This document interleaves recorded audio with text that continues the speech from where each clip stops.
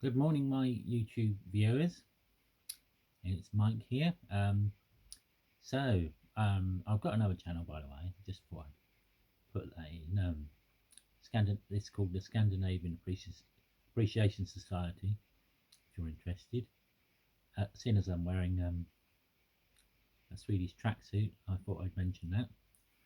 Right. Well, today's subject is about £6 billion worth of cuts in the welfare and benefits. Um, Now, I'm making this video because I feel really strongly about this. I'm disgusted, appalled, and really quite angry about this. Um, I think, well, that it's all about saving money. It's all about this. Was it £22 million black hole they keep on about? But is it? Yeah. And it's also about funding war in Ukraine. £13 million to fund the war in Ukraine. Um, they said we wanted a peace deal. They're talking about a peace deal in Ukraine, but they want more money to fund a war, which makes no sense at all. But let's not go off the context of what I'm talking about. Now, what I'm talking about is as a you know come about after several months of a so-called Labour government, and also I want to say that 14 years of Tory government, 14 years of austerity, and and and so you've got that to contend with. People have had that to contend with. People on benefits, people on welfare. I mean, what more can you cut? Um, but I also want to say that you've got the cost of living crisis. You've got fuel prices, cost of food going up, the cost of water going up, the cost of gas and electricity going up. So, and then you see, oh yes, let's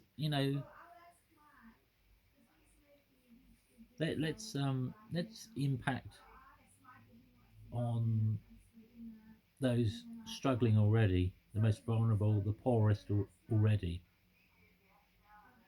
Let's make them even poorer. That's the mentality of these people. Now I'm talking about a Labour government. If if you can believe me, sounds just like a Tory government. In fact, I have to say this £6 billion worth of cuts to they're talking about. Um, they're talking about PIP in particular. Not so much talking about people who are on benefits who can work.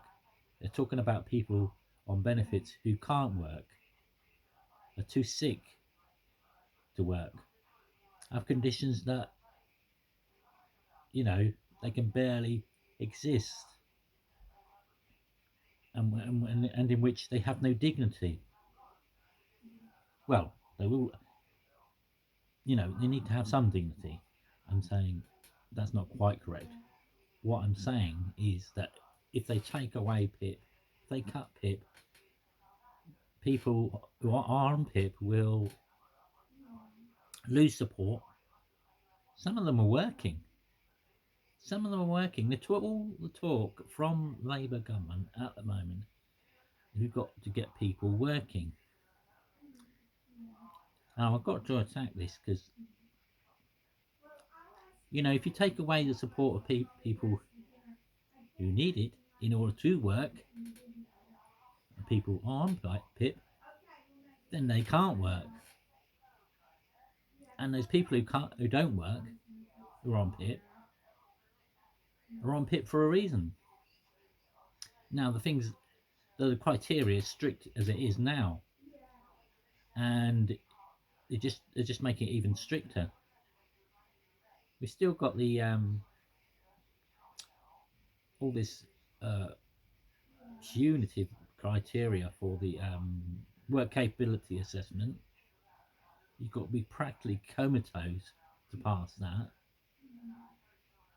Um, I mean, and then the government want to keep saying, "Oh, we want to save money." They want to save money. They're thinking of the cost. What about the human cost?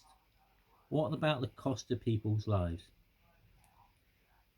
Cutting these particular benefits, freezing pit they're talking about, will only add to human suffering and deaths and people dying. Because if people don't get certain things they need, certain medication they need, certain things to help them, um, making them poorer, making their lives worse. There's also suicides, which can increase. Um, there's no doubt about that. It happened before in the 14 years of austerity. I mean, you're just burdening the poor, the sick, and disabled when they're already burdened. And we had enough. 14 years of austerity, COVID, and all the harm that caused. And then the cost of living crisis. And yet they're attacking us again. Not me personally. My situation's a bit different. But attacking those people. I mean, the people on disability have just had too much. I mean, this is very.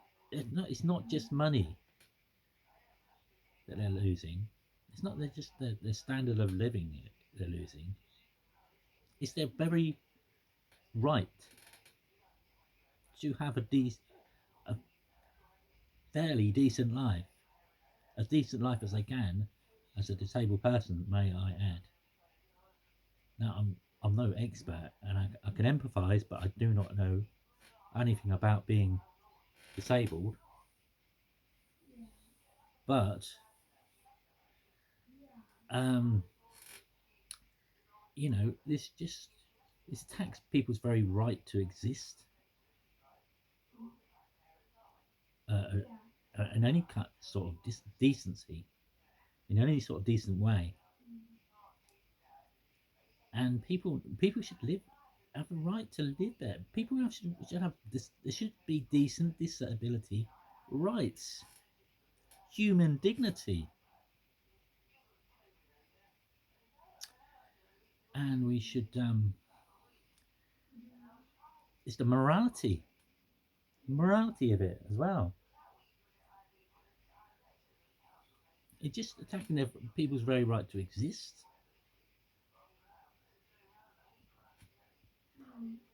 to thrive. Just I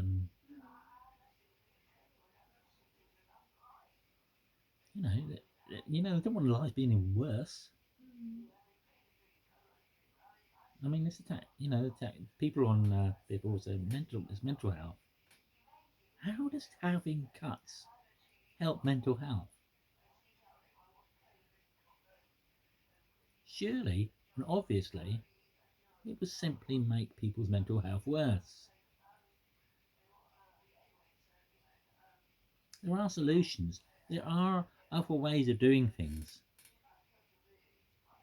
The non-doms, the tax. They've avoided paying tax. They've allowed this to happen. And I think these non-doms have encouraged these very rich people have encouraged Labour to go for the welfare system again. But they're not. It's all about the, the monetary cost, and they're not thinking of the human cost.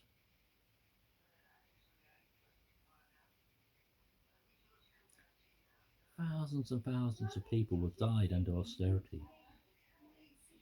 The system's not working.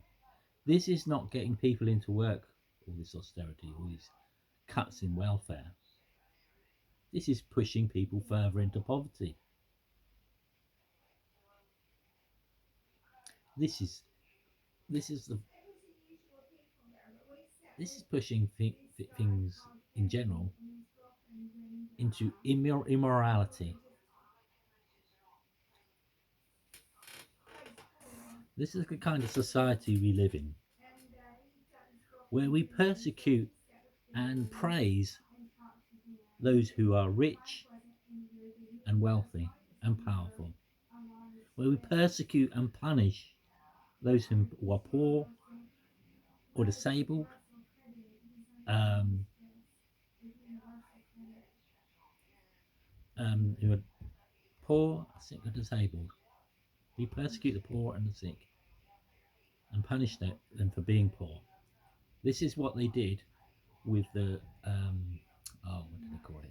The workhouses, the Victorian workhouses. They punished people for being poor. It was a crime to be poor. It's not a crime to be poor. The crime is the poverty inflicted on us by an immoral and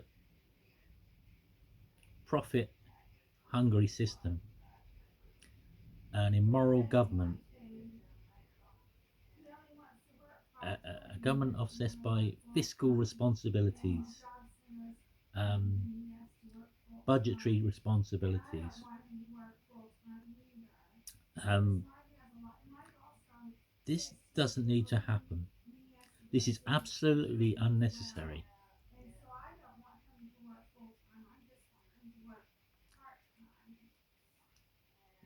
The billionaires have had 1,000% increase in their wealth since 1990. There is loads of money. They do not need to do this. The councils have in their budgets £80 billion in reserves. Why can't they use that money to stop the cuts in the councils, in the towns, in the cities, in this country? But that's a wider issue. What I'm concentrating is immorality. If if the if the establishment, if the government shows such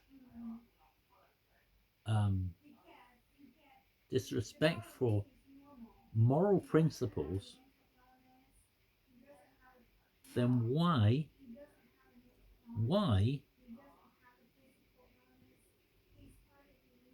then why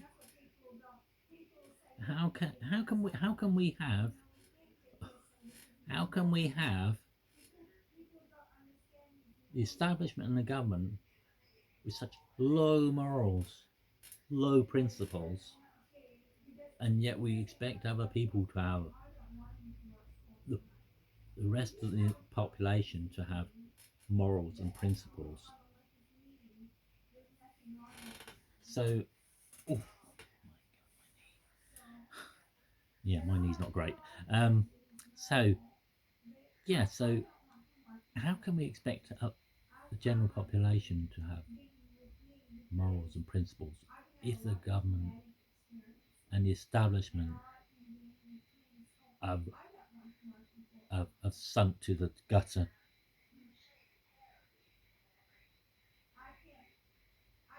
How much longer will people have to suffer austerity?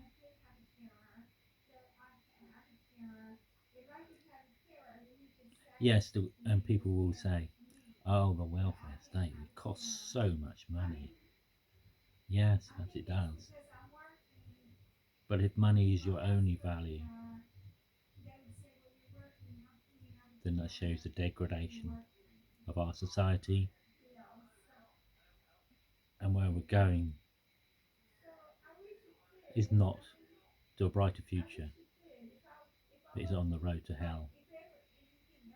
Now think about this, people. Whoever's listening, I want them to understand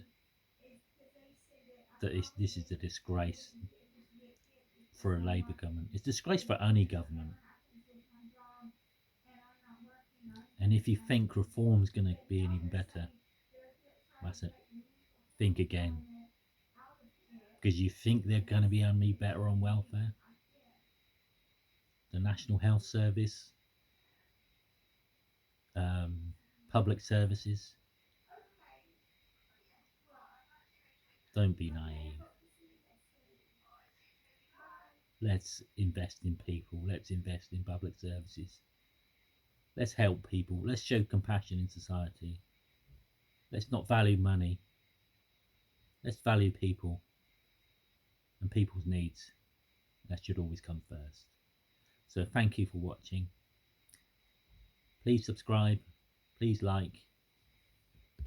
See you next time.